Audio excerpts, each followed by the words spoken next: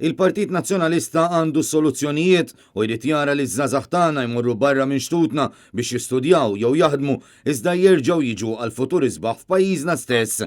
Hekk iddikjara l-kap tal-Partit Nazzjonalista Bernard Grieg f'intervista fuq Net FM fid-dawl tal-isfidi li qed jiffaċċjaw Malta u Għawdex sforz id-deċiżjonijiet żbaljati tal-Gvern Laburista.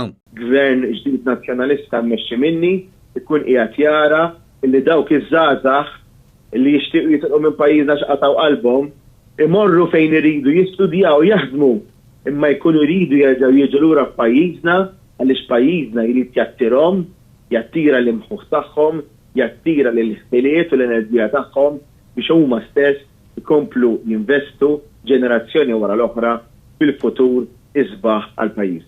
Bernard Grieg qal li gvern ġdid immexxi minnu jara li jipproteġi l-ambjent għax illum qed ngħixu fi żmien fejn sforz deċiżjonijiet żbaljati ta' dan il-gvern intilef il-bilanċ li hu tant meħtieġ u spjega kif illum qed ngħixu f'sitwazzjoni fejn il-Gvern Laburista għażel li jifga lil Malta u Għawdex bil-konkrit minkejja li żgħażagħ tagħna għadhom qed isibuha diffiċli biex jaffordjaw jixtru imqar proprjetà żgħira. Irridu ninvestu fuq is-sbuħija ta' pajjiżna. Il-flus huma importanti, però mhumiex kollox.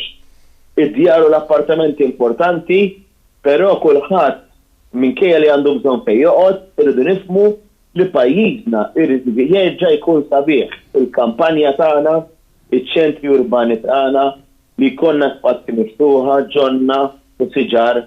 Irridu nerġgħu nsibu bilanċ li tlifna fuq l-ambjent u fuq l-iżvilupp urban.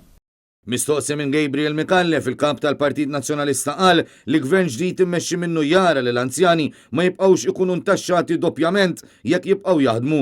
Dan għax irid jara li l-anzjani jibqgħu attivi u għalhekk għandhom ikunu meħlusin minn piżijiet żejda. Barra minn hekk gvern ġdid nazzjonalista jara li l-anzjani jingħataw sussidju fil-prezz tal-internet ħalli dawn ukoll igawdu minn konnessjoni partikolarment ma' dawk l-aktar eżiża għalihom. Dwar il-kontijiet tal-enerġija, Bernard Grieg qal li llum ħadd m'għandu dubju li qed jinsteraq.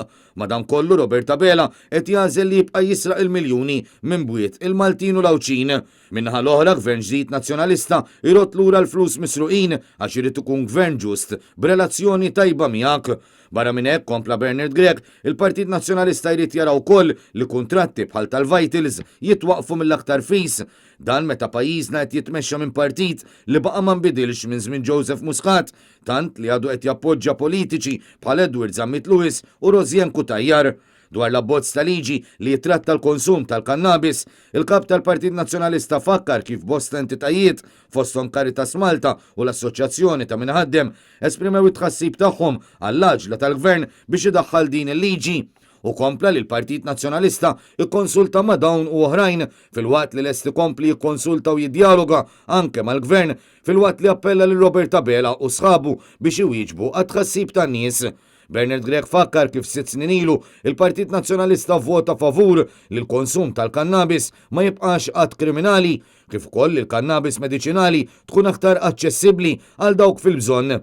Madankollu ma jridx iwassal il-messaġġ li żgħażagħ li l-użu rikreattiv u tajjeb.